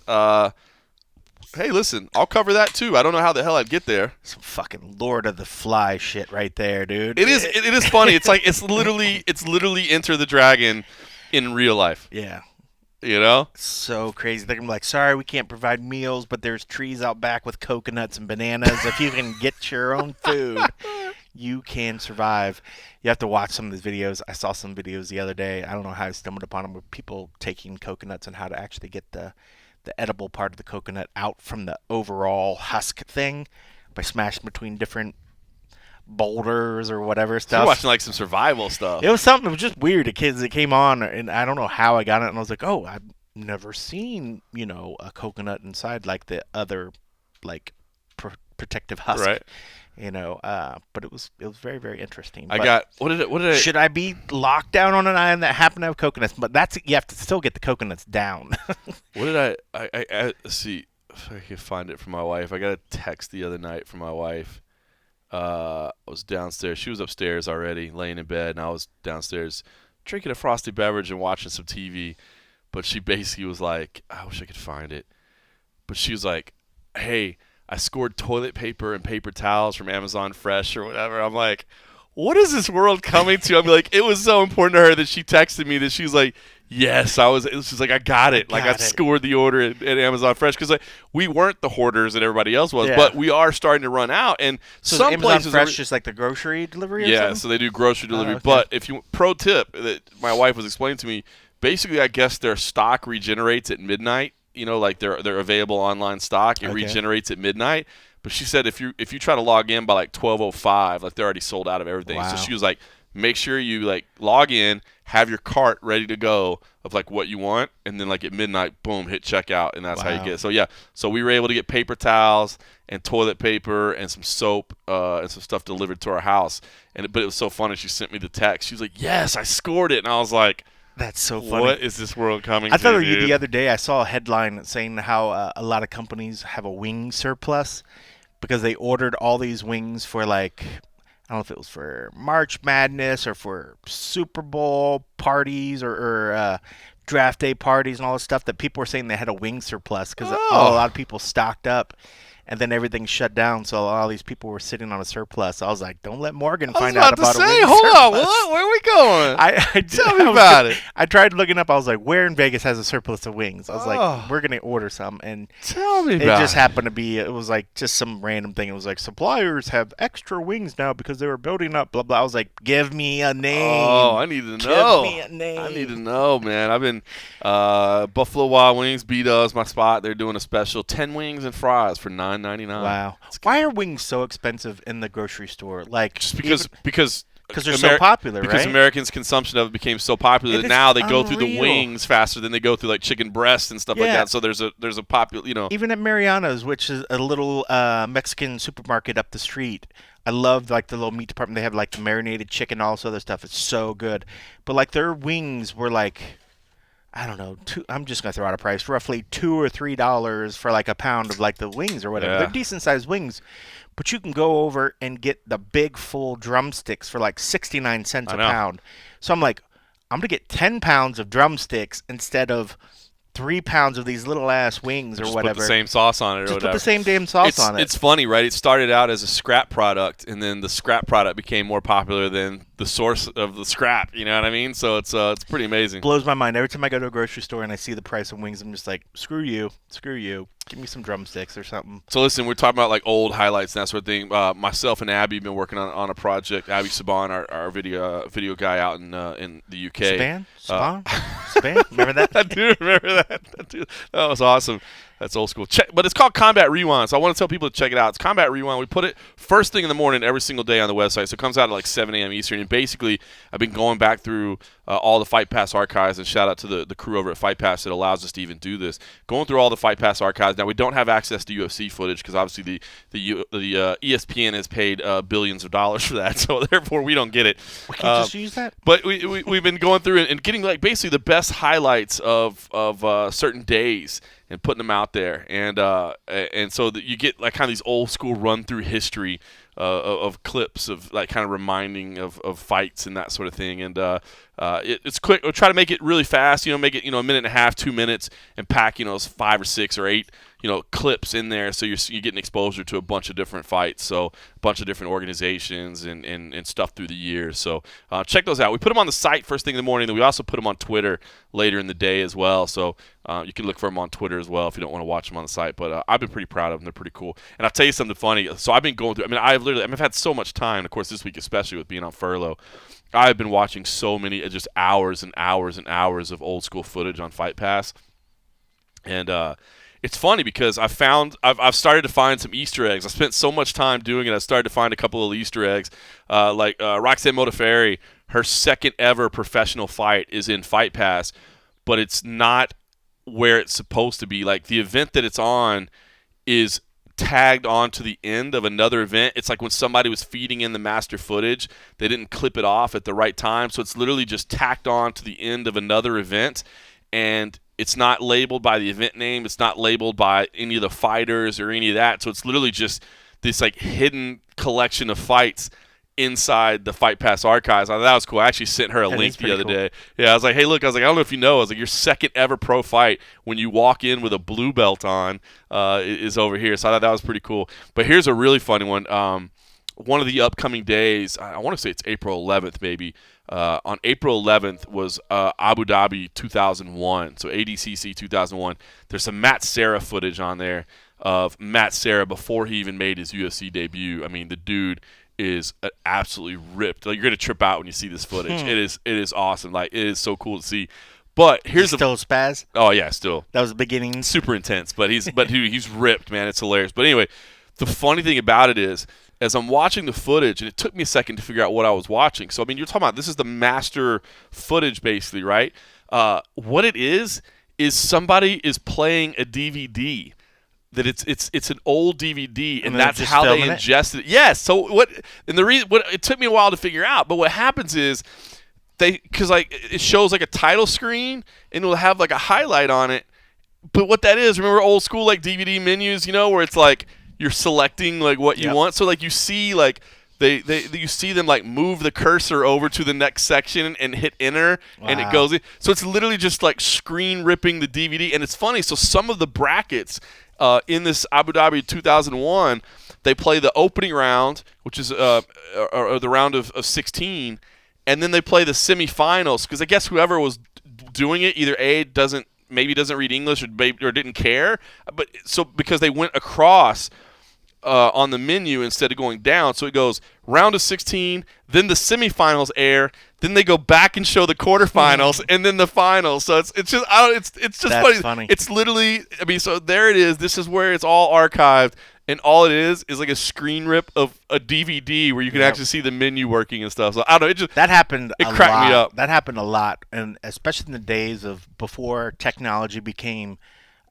cheap enough for people to have machines to sort of rip DVDs and stuff like that. Actually, even while I was still at Ohio State, the theater department, we didn't have a piece of equipment that would take like a DVD and rip it or whatever, and they weren't using software to do whatever. But there was a video that I remember we used at one point where we played it on a screen and then taped it and then ingested the footage into the editing system so that we could use or whatever. But yeah, so no, I'm very familiar with the people having to tape shit like that. But it's so funny when have you ever seen bootleg footage of like before stuff while it's still in theaters? Somebody like some footage of a theater of a movie like release, and it's just somebody with a camera just shooting the screen, and the audio's absolute garbage. But you're like, I watched it before it's out. When it's out, it's like, yeah, but it is literally the worst viewing ever. But it's like, but I still saw it. I still saw it before everybody else did. The best, man, the best. So yeah, I've been having fun going through the Fight Pass archives, man. Like I said, I've had a little extra time on my hands during my furlough week, but check that out, Combat Rewind. That's gonna get really tiring once stuff gets back to normal. It's gonna be tough. I know I added something to my plate, that's for sure. But it's cool. And it's stuff that we can use. It's kind of evergreen, and we can use it in upcoming years and that sort of stuff. So I think it's cool. It's like I said, it's tied to a calendar day, so it's fun. Listen, one other piece of audio I wanted to share with you. Fernand Lopez has always been good to us. He's the owner of the MMA Fight Factory in Paris. He used to work with Francis Ngannou quite extensively early on. He was his translator for us for several interviews in the early days. Obviously, Francis is doing fantastic now with his English. But Fernand's always been a good dude, and he's working with this new organization, Aries FC, out in Europe and Africa, and their goal is to really help grow the sport of mixed martial arts in France, where it's finally legal again, or legal, I should say, for the first time, and they'll help grow it there as well as across the continent of Africa as well, where they're going to help try to develop some talent there and find some athletes that can continue to make it to the next level like they are now. I mean, obviously, the African MMA is growing in popularity. You got to think the UFC will be there soon. But the timing of this worked great because basically Fernand came to me and was like, "Hey, listen, John," he was like, I'd like to get some of our athletes, and they're signing a lot of top level athletes. Juan Adams, John Moraga went over there, Will Brooks. They're signing a lot of top level people, and he's like, solid names. He's like, I'd love to do some interviews with these guys, set them up with you. I'm like, bro. We got all the time in the world right now. I was like, your timing is fantastic on this. We're shut down. We've been just using some new streaming software that Cold Coffee, you've been kind of, leading the charge on that, which has been so cool. If you've seen some of these videos that we've been doing with all of our staff, we're doing that, and Fernand's been nice enough to line up a bunch of his athletes. But one of them that they've signed as well, Chris Curtis, who's actually based right here in Las Vegas. But I thought Chris Curtis, his journey has been pretty interesting, man. If you remember Chris Curtis, a syndicate MMA fighter, like I said, based out here in Vegas. He was the one that was in the PFL, made it to the semifinals, and lost in the semifinals, and retired, and then was brought back out of retirement for the finals. Yeah. It turns out that the other finalists couldn't make it, so he retires, and they're like, oh, by the way, you still got a shot at $1 million. He's like, well, I guess I'm unretired, and I'm going back out there and I'm fighting again, and he lost that fight as well. And I was just thinking about what a mental roller coaster that must have been, up and down. And so then after that experience, he took a few months, and then he actually went and fought on a show up in Canada, and it was a show that he had fought for regionally before. And now he signed with Aries FC, so he'll be going over there. So I don't know. It's just such an interesting story. I mean, it's such a unique position to retire twice in a night and then decide you want to come back as well. I mean, we talk about MMA retirements being temporary. This was the most temporary of temporary. So I had a chance. Got to be the shortest. Got to be the shortest. He was retired for like 30 minutes before fighting again. I wanted to talk to Chris Curtis, and Chris is just, man, he's such a good spirited dude that I thought it'd be fun to talk to him. So this was there will be some video on this as well next week, but I thought I'd share the audio of it now because I like the guy, and I think it's such an intriguing story. And shout out to Aries SC and Fernand Lopez for making it happen. So here's the action man, Chris Curtis.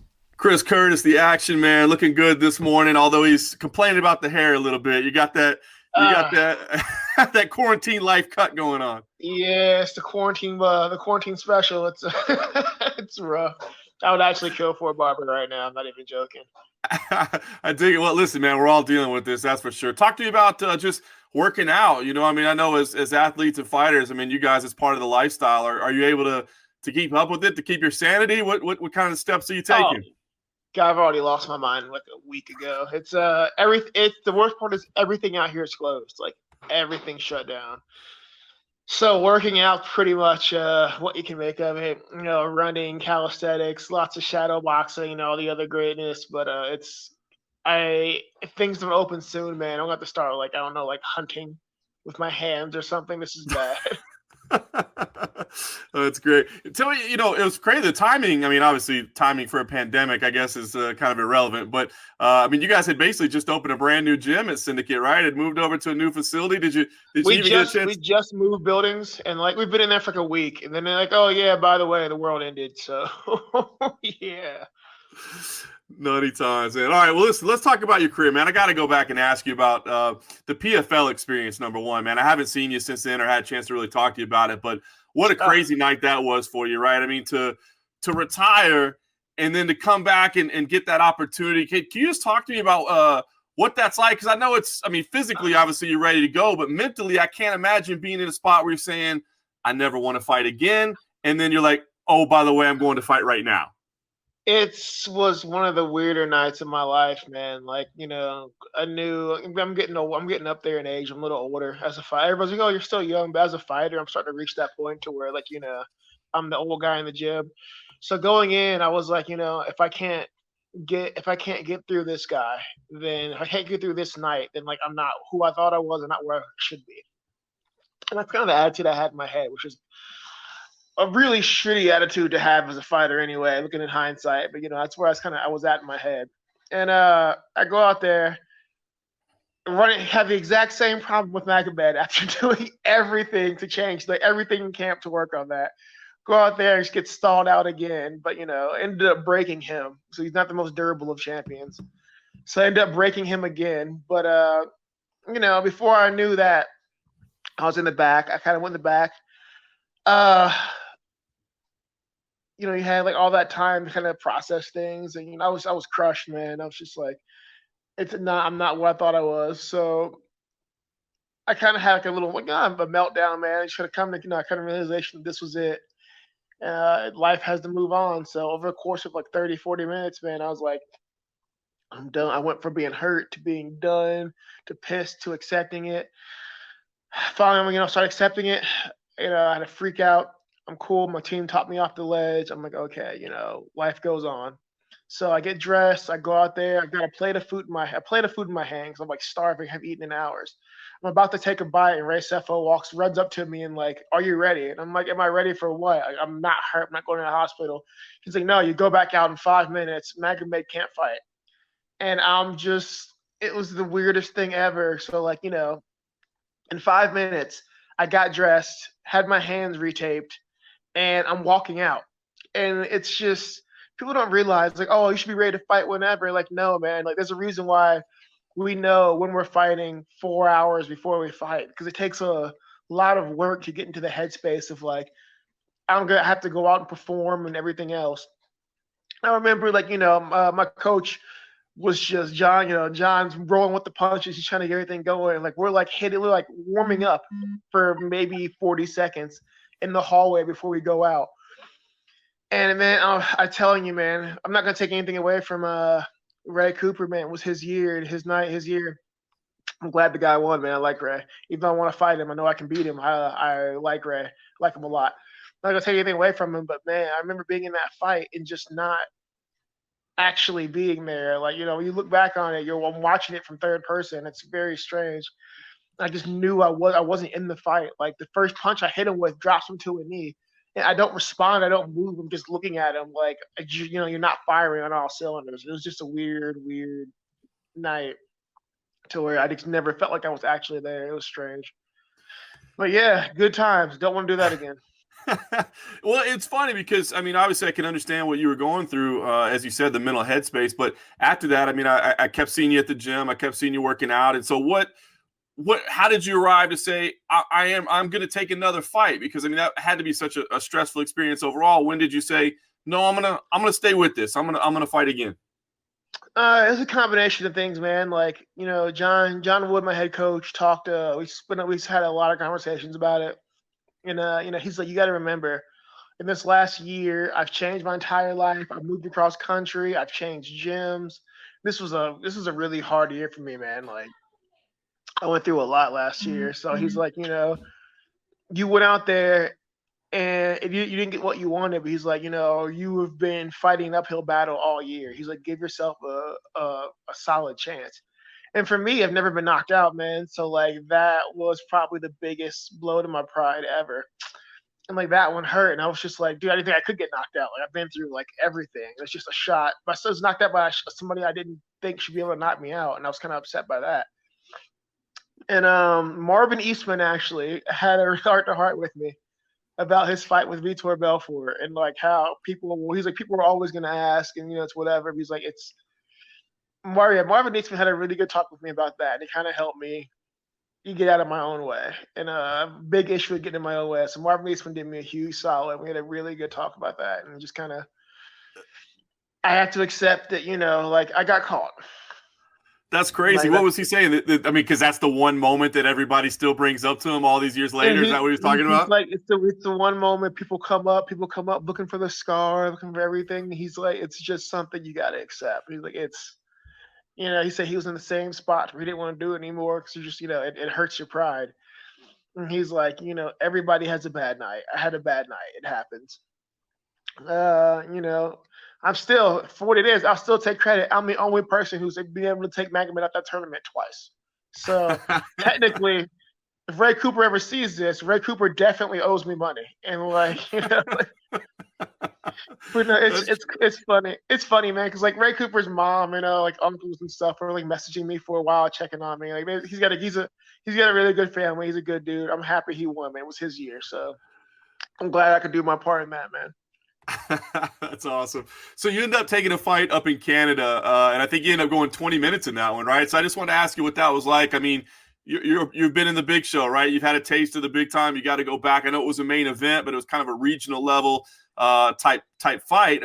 What was that like for you, man? Was it tough? Did it feel like a step backwards? Did it feel like a step forward because you were kind of getting the career going? What was the experience like? So John always says, he's like, John always laughs. He said, everybody says they like fighting, but he's like, when we get out there, not many people actually like fighting. They get scared. They'll tell you that I'm one of the few people who genuinely enjoys fighting. So for me, it was never a step back, man, because I spent my entire career there. And it's just like, for me, it was a much needed step to, I've got some, chance. I had to do some rebuilding, like, mentally kind of get there. So for me, it was just nice to get in there and see, like, okay, like, I got caught. It was fucking real. It was a good shot. It was a very lucky shot. I got caught. Like, it's okay. I can go out there. I can get hit. I'm fine. I'm thinking. So, it was just one of those things you have to shake the nerves off. And I love fighting for Fight Night, man. I love fighting in Canada. Like, those guys are great to me. So, they welcome me back. And, like Tom and Keith are really, really great dudes. And they know how I was feeling. They know that I was like really in a weird place mentally. And when I first retired, they kind of messaged me and said, we know you're going through some stuff, but we're not going to vacate your belts. Like you're our champ until you don't want to be, or until someone can take it from you. And they kind of gave me my space to kind of, I think they knew I'd be back, like Tom. So it was good to go back there, be comfortable, fight somewhere where I'm comfortable without having to have all the stress and everything and all the random happenings. So it was a good chance to get my feet back under me and start moving forward. Nice. So I loved it. It was a fun fight for me. Fantastic. And then you end up signing with Aries. Curious, kind of, I guess, what appealed to you, right? I mean, it's an up and coming promotion. They seem to be signing some big names, and they've got some pretty cool cities lined up where they want to host events. So, I mean, what stood out to you about Aries? What made you say, yeah, man, this is a spot I want to go? Oh man, they offered me really good money, and I was like, I am down. I am a mercenary first and foremost. So they offered me a good contract, so I was down. And then they're fighting everywhere, so I'm like, well, I'm not gonna chase the UFC anymore. And I'm 33. I'm gonna be 33 in a few months, man. So I might as well like have the fun that I can. And they're fighting all over the world. They're signing good people. So I'm like, I don't have to go hunt. I don't have to go track down fights. They're signing really skilled people, so I can keep testing myself. I get to fight. I was gonna fight in Brussels the last time, so I mean, it's why wouldn't I? Like they're really serious about Aries is really serious about expanding and making a big presence. So I think it'll be fun to be a part of that because as soon as I get the belt, I will be they'll have all these new opportunities and everything else. And I plan on being the first welterweight champion anyway, so I'm excited. This is gonna be fun for me. I dig it. I mean, obviously, we're kind of at the mercy of this pandemic right now. Nobody really knows the schedule, but I mean, do you have tentative plans right now as far as who you think you're going to fight first, where it might be, or is that still kind of to be determined at this point? I had a guy I was going to fight. I can't remember his name. It's on the internet somewhere, and that's gone. So I don't know what the deal is at the rescheduling that.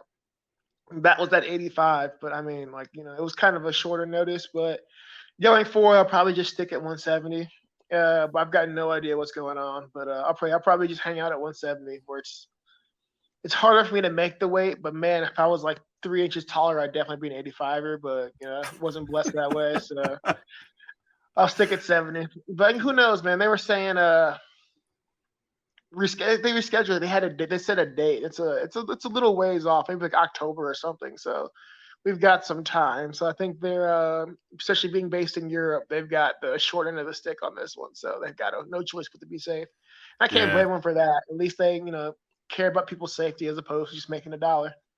No question about that. Well, I guess my final question would be then just, the status of your career, because, I didn't know, having the 2 retirements, that sort of thing. I mean, I didn't know if your heart was still in it 100%, if you were still kind of trying to find your way. But talking to you now, it does seem like, you're fully committed. So I guess if people are wondering, like, hey, where's Chris's head at? Where's he at in his career as he starts this chapter? I mean, is this a case by case, a one-off type thing, or do you feel like, no, I'm back in this for the long run? So I've never been anything but fully committed. Even when I had no intention of fighting, I still trained more than most people. It's just this is all I've done full time for the last 13 years of my life. So I mean, I'll never do anything and not be committed to it. Like no, especially fighting. I've given too much of my life to fighting, to disrespect it by I'll never be a guy who goes into a fight half prepared. I can't do it. I don't know, man. I'll be the first to admit I'm a very emotional guy, man. I wear my heart on my sleeve, and I had to say before, I make decisions, and then later, in the moment, at that time, even weeks later, months later, I'll feel like I made that right decision. But I've got no issue changing my mind if that's how I decide. That, if I get to a point later to where I'm like things are different, I'm okay with that. Like I've got no issue with it. Yeah, people can be bothered by it or what. I don't particularly care until they pay my bills. I'm not overly concerned. But as having to talk with John and some other stuff about like my priorities in this and everything else, it kind of helps put everything in perspective. So I'm not here, I'm not fighting to get in the UFC anymore. I'm not fighting to do all this crap. I'm just here to fight, man. Like this is what I've been good at. This is what I've dedicated my life to. So I don't have that sword of that sword of Damocles over my head about getting into the UFC before my time's up. Like no, I'm just here to fight. So no, I'm just gonna enjoy it, man. Aries offered me a really good chance. I got to do PFL, and now Aries offered me a good chance to do stuff. So I'm just gonna enjoy the ride, man. I'm gonna go out there and keep putting my work in, keep beating people up, keep getting better, keep collecting belts, and I'm just gonna enjoy the ride while I have it. Because at the end of the day, I gotta realize so many people in the world don't get to do this. And then so many more people who do get to do this shouldn't be doing it anyway. So I'm in a really fun spot to where I get the talent and the ability to do it. So I might as well enjoy it. Much respect, man. Well, the schedule's a little uncertain for us all right now, but once we get back to business, we'll look forward to you making that run at 170 and appreciate the time. I guess you're looking forward to a haircut first more than anything. My God, I like a freaking sheep wolf, man. It's terrible. Like, but yeah, man, I can't wait, man. So I'm gonna drink this coffee, go hit a run, and then another 13 hours of video games. Hey, man, that quarantine life, man. Stay safe, brother. We'll hopefully see you in the cage in the fall, man. Take care, man. I can't wait to put on a show for Aries, man. I want to say thanks. Thanks for having me on, and thanks for Aries for starting the next chapter in my career. So I'll see you guys soon.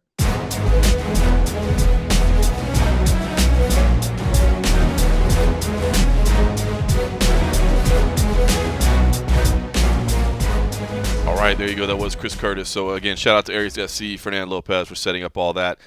We've got a bunch of stuff with several of the athletes. Like I said, some of it's already come out. I've kind of lost track. Again, I wasn't really working this week, so I had recorded some of those ahead of time, and I'm not sure which ones would come out. But I did talk to John Moraga, did talk to Juan Adams as well. Be speaking with Wilson Hayes, Mandolino, several of them. So they've got a fun roster, man, and they're adding names. And like I said, Fernand's a professional dude, and I've always enjoyed working with him. And so I'm excited to see what they do.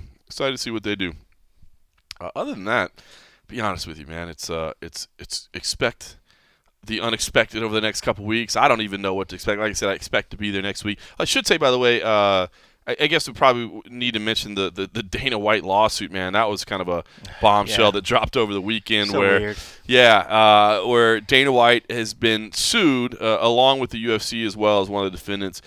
Basically, a gentleman that basically tried to get money out of him, tried to extort him at one point, basically because there is an alleged sex tape, I guess, that exists of Dana White and a stripper. Which happens to be this guy's girlfriend. Which happened to be the guy's girlfriend. So I guess he's acting as a pimp, essentially, at this point. He's pimping out his girlfriend or something.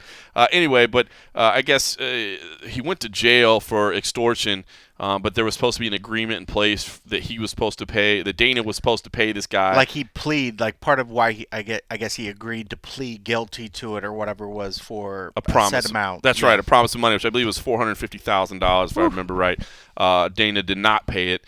And now the guy is suing him and trying to recover that money and more. And Dana has said, it's bullshit, and I'm not paying anything. It's worth talking about. It's crazy. I mean, it's it's the kind of stuff you don't see very often. But I don't know. I mean, obviously, as far as Dana White goes. Man, I'm sure him and his family have already had to go through this all before. I mean, obviously when this was news, I'm sure that him and his wife and kids, I mean, they had to deal with all that. How much they're having to deal with it again, I don't know. Does it? I'm sure bringing up old wounds probably doesn't feel very good. But to be honest with you, I don't know. I mean, we'll certainly at MMA Junkie, we'll certainly cover whatever the developments of the story are. I mean, it's involving UFC President Dana White. You can't not cover it. We'll certainly cover it. As far as me personally, I don't know, because somebody asked me, they're like, oh, like, what do you think about this? I'm like, a super rich guy in Vegas had sex with a stripper for money, like, color me shocked. I mean, I know that may be like a callous way of looking at the world or whatever, but it's like, one of the most wealthy dudes in town that is one of the most famous people in town, like paid thousands of dollars to a stripper to have sex with her. Like, I am shocked and appalled. Yeah. Like, I mean, again, for him and his family, man, that's the problem. I mean, but that's what business is that of mine? I don't know what his family dynamics are. You know what I mean? So to me, I don't know. We'll definitely cover it, but I mean, I think we should mention it because it is news and it is crazy. I mean, even when I read it, I was like, whoa, this is nuts. I mean, I remember when it came out the first time, and it was kind of known, what was going on, but his name was sealed in it, and then obviously this all comes to light. I don't know. Maybe I'm just a little bit more liberal in my beliefs than most people are, but I'm just like, it's just so weird. I have no sympathy for a guy that's like, you promised me you're going to give me money because when I was trying to extort money from you, I agreed to go to jail or whatever, and it's like, you're fucking stupid. You committed a crime. You're committing a crime, and then you agreed to the fact to admit to your crime with the promise or the idea that I'm going to pay you. Screw you. Yeah. Like, you're a dirtbag. I'm sorry that you took an agreement, where you just didn't feel out of the goodness of your heart to do the right thing and turn yourself in for being, a dirtbag. But, whatever. I have no sympathy for this dude. So even, I honestly also don't care that Dana or any rich man, if there was a working relationship, this woman wanted to get paid to have sex, he had money to pay, I don't care. I'm the same way, dude. I mean, maybe that doesn't bother me. I don't know at if this all. is because we live here now. It's for the record, prostitution is not legal in Clark County. So it is. Right. So for people, if you're, by the way, I guess maybe tip for anybody that's traveling here or whatever, like if you're coming here and you want to you utilize the services of a prostitute, you absolutely can in the state of Nevada, but you cannot do it in Clark County where Las Vegas is. So just know that if you are approached by a prostitute or make arrangements with a prostitute or anything like that, you are committing a crime. It's probably a cop. It's probably, you are committing a crime. There are ways you can make it happen here, but the one that comes up to you and is blatant is probably a cop. So be aware of that. But, I mean, so I don't know. Maybe it's because prostitution is legal, like if you drive 45 minutes west of here or whatever, maybe that's why to be honest, I don't care. So I don't know. I'm not trying to jump up and defend Dana White here. Like, again, he's a married guy. He had a sexual act outside of his marriage, and I'm sure that he had to deal with that with his family and that sort of thing. But I don't know, for me to like, the media needs to bring down the hatchet on this dude. Like, can you believe, da-da-da-da-da, like, I don't know, man. It's not a big shock. I just don't get exactly. And I don't know. I've kind of always been the thinking of, you know, two consenting adults, if they want to do business and they have an arrangement, you know, I don't have a problem with it. You know, like you know, sex workers and people. It's one of the oldest trades that's been going on since probably the beginning of time, where somebody has, I have a good, you have monies. Let's work out an arrangement here. You know, it's not like Dana was like, I paid $10,000 to some random dude to bring me somebody out of without their consent or with whatever. I mean, listen, there's a whole. This is just two consenting adults. There's a whole dark side of prostitution, right? Like when you that talk about shit does go out there. trafficking. This is not one of those cases. Exactly. This is not one of those cases. So it means nothing to me. But like I said, you know, it's a crazy story. But this dude, it's crazy. And the fact that the guy's like, he agreed to pay me, and I went to jail. You went to jail because you're a dirtbag and you're stupid. And you shouldn't have been trying to do it in the first place, and you should have a better damn girlfriend. She's probably like, I know a way we can make this month's rent. Remember this dude? He used to totally slay me and give me a $10,000 tip. It's so funny because let's blackmail him. It was probably actually like 20, but she's like telling her dude, like, he pays me 10. And he's so much. He's not as good as you, anyways, honey. He's not as good as you, anyways. I promise. It's just work. It's just work. It was a crazy story, though, man. It does make you realize, like the different circle that certain people are in, like the different lives that they lead, man. Dude, it ain't the lives we lead. It's not. It's funny. Well, I don't know. I shouldn't. Never mind. I used to hear all kinds of crazy shit. Like, if you think this is the only instance, probably, of what's going on there, you'd be probably sorely mistaken. But like you said, it is news. It is out there. We'll continue to cover it, MMA Junkie. Yeah, I mean, it's out there. I mean, it'd be wrong for us to ignore it. But as for me personally, I don't care about the guy's personal life. I mean, if we find out, you know, that he on the side has been stealing money from the donation plates at random churches, you got a problem. Then we got a problem with him. But, you know, for him to give money to a local business in this time of need, I have no problem with it. An independent contractor? Independent contractors need all the money they can get, folks. Can you imagine? I mean, the service industry right now is in desperate need of arrangements just like this. To buy insurance on the marketplace right now is probably very expensive. Pumping money back into the local economy. Literally pumping money. Oh, man. As long as he used hand sanitizer, I'm all right with it. As long as he used hand sanitizer. Oh, man, it feels good to laugh. I like seeing people. I love my family, but I like seeing people. It does help. Man. All right, well, listen. Okay. That's all I got for this week. So, like I said, Cole Coffey's on furlough next week. So, if you don't see his byline on MMA Junkie, that's what's going on. It's because he's not able to work next week. But if you want to reach out to him on social media, say hello, that sort of thing, obviously he can still do that. But the road show will carry on. As of right now, I am planning on being at UFC 249. You know, assuming nothing drastic changes between now and then, and assuming my employer allows me to do that as well once I'm allowed to talk to them again and get official permission from them. First thing on Monday. That's it. First thing on Monday, I'll know for sure, and hopefully we'll be doing a road show from out there. Well, you'll be out there. Well, at least I'll be out there. Yeah, we'll figure something out. I don't know. It'll be interesting because I don't know exactly. I mean, I'd like to do some interviews with people, but I definitely think like we all need to stay 6 feet. I mean, you see like the press briefings at the White House and stuff, the way they're apart. I mean, there's a way to do media, but we're gonna have to do it differently. Just do some Zoom interviews or something. I'm sure it'll be the tele interviews. Look, I'll hold my phone up and you hold your phone up 10 feet across the room, and we'll Zoom over here. We'll do a Zoom from 10 feet away. Just carry like a big 6-foot swath of like plexiglass and just put it down in front of every fighter and just like, we're good. Can I interview you? I guess what I was thinking was like operationally, you know, like the way we do scrums. Now, obviously, the media is going to be limited. There will be no fans, of course, but the way we do scrums and stuff. Let's say there's 10 media people, which I think it'll be less than that next week. But I'm saying when we get back to normal. Yeah. Let's say there's 10 cameras.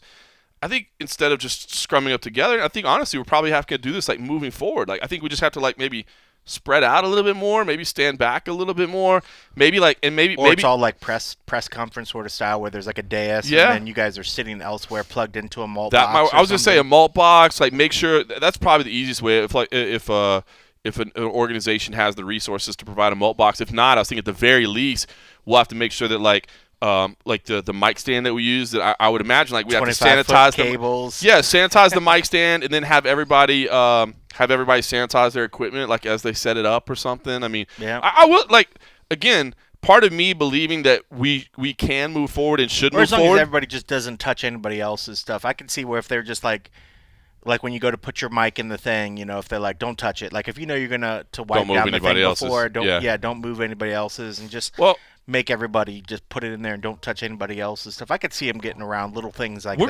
We're gonna have to make changes like this. And as I said, part of me believing we can move forward and should move forward is the understanding that we have to do so in a safe way, and that I honestly believe that like. Kind of as we touched on earlier, I mean, there are going to be things that don't change back. You know what I mean? Like again, like handshaking or whatever. You know, like I honestly believe there are going to be certain things that kind of just stay this way, or at least if they don't stay this way, at least they get kind of reenacted more frequently. So we'll see. Anyway, it's a crazy time, but hopefully we gave you a little bit of entertainment. Hopefully we can maybe get back to live fights next week. Knock on wood. Knock on wood. It's supposed to be 1 week away.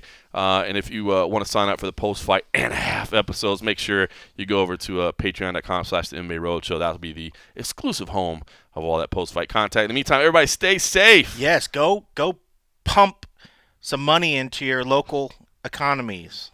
That's what you should take away from this episode. Any method you can. Just pump away. Pump money into your local economies. And thanks for listening.